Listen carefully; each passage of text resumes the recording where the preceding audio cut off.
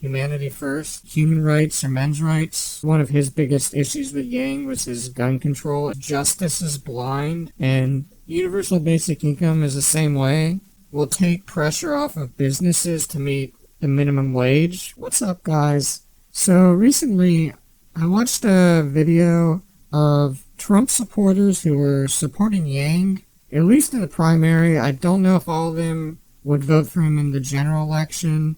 But I'm going to link to the video so you guys can watch that. It was on a channel called Humanity Forever, and the video is called Talking with Andrew Yang Supporters, hashtag Yang Gang. And it's kind of interesting his name's Humanity Forever, since Yang is, so Yang's slogan is Humanity First, so that's kind of just a interesting coincidence. I'm sure it's just that, a coincidence, but it's still interesting. And I should say I'm not a Trump supporter.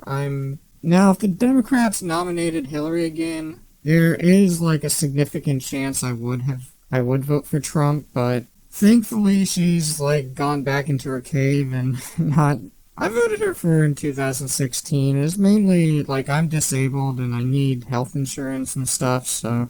But yeah, I was actually kind of relieved that she didn't get elected, because honestly, like, from what it seems like now, 4 years of Trump is better than 8 years of Clinton. So yeah, so I'm not like going to go through the whole video and go through what they were talking about. I'm just going to link to it and recommend other people watch it. I will just say a few things. One of the things they talked about is the gun control issue, because I'm not sure about the other two people, but the person who runs the channel, Humanity Forever, he said one of his biggest issues with Yang was his gun control issue on gun control. Now, I guess Yang has changed his position so that I guess it's more moderate and more tolerable for people on the right, at least some people on the right. I'm guessing most people who support Trump aren't going to vote for Yang, and maybe they'd prefer Yang over the other Democratic candidates, I don't know. But like, one of the things they're talking about with the gun control is, for most of humans' existence, we haven't had this centralized government, and we could either devolve into some dictatorship. And even though the army has very sophisticated weapons, what would end up happening is we'd be in guerrilla warfare.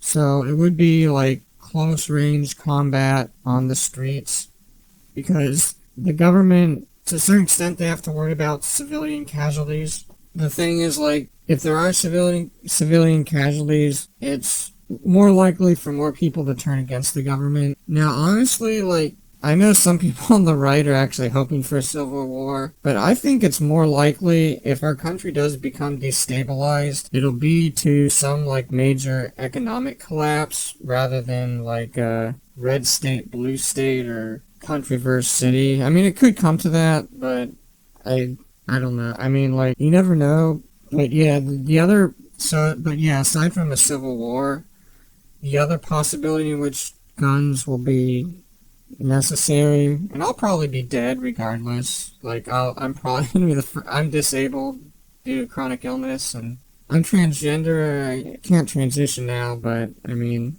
just being disabled like puts me at a huge disadvantage, and just surviving in our society today, if it wasn't for my parents, I'd probably be dead. But yeah, if there's like a huge like economic collapse and the government becomes destabilized or something, if we were like the UK, they have very strict gun control, so the only people with guns are basically criminals.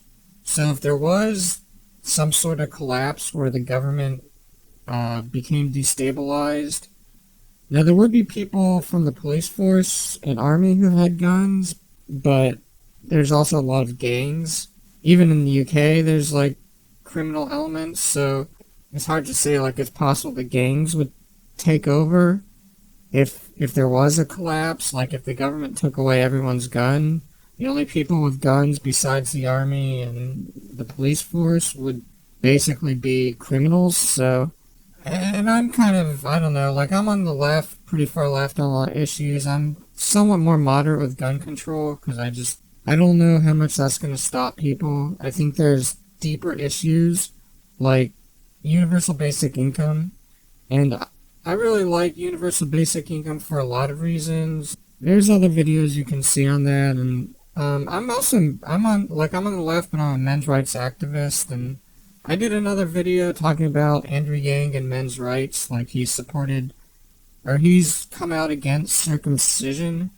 He's somewhat stepped back a little bit from that, like saying that individual families would be allowed to, if individual families have religious reasons, they support that, which, I mean, I think it's still, like, if we get to the point where it's not routine to do circumcisions, that would still be a huge step forward. And I think eventually we will, as a society, just not do circumcisions anymore. I mean, female circumcision or genital mutilation is considered abhorrent. And so, I mean, hopefully we can get to a point where we see males as human beings, humanity first. I mean, hopefully humanity, human rights, or men's rights. And, I mean, I'm transgender, but I know, like, men's rights, it still affects me, because, like, if you look at the transgender bathroom debates, it's basically predicated on the stereotype of men being rapists. So you see trans women face the same type of discrimination. So I think, like, trans women, to a certain extent, as long as men are discriminated against, I think trans women, especially the ones who don't pass, they're always going to face similar types of discriminations. So, yeah, that's just kind of a side tangent, but it goes along with just explaining the men's rights. And with universal basic income, I think it's good. Like, a lot of affirmative action, it ends up benefiting white women more than anything. So it's like, it doesn't really help people. So there's the phrase, justice is blind, and universal basic income is the same way. It's blind. Whoever needs it the most, everyone gets it. So the people who need it the most will benefit the most. And I looked online, and I think the median income for the United States is like $50,000.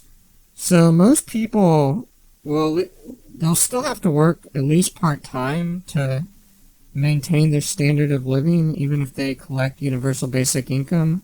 And the other thing that they talked about is, like, whether Andrew Yang, he says that they can pay for universal basic income with a consumption tax, like a sales tax, I guess, which I don't really, I mean, that's good that they're trying to do it that way, but the tax rate now for the highest income bracket, which is $400,000 to $500,000 a year, that's like some of the lowest in history.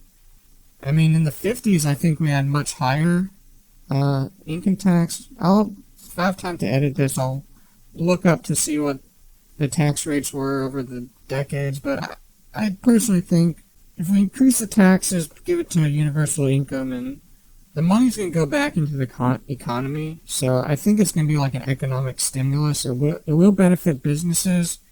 The other thing is that universal basic income will take pressure off of businesses to meet the minimum wage, because if there's a universal basic income, there won't need to be, I don't know if we'll be able to abolish minimum wage entirely through universal basic income. I haven't really looked at that, but at the very least, we'll be able to lower the minimum wage or keep it at a low rate. So that's another thing. Like, universal basic income, A, it will increase the spending money for poor people, and B, it will lower the minimum wage. So the universal basic income can potentially help businesses. So I think that's another thing to consider. But anyway, thanks for watching, guys.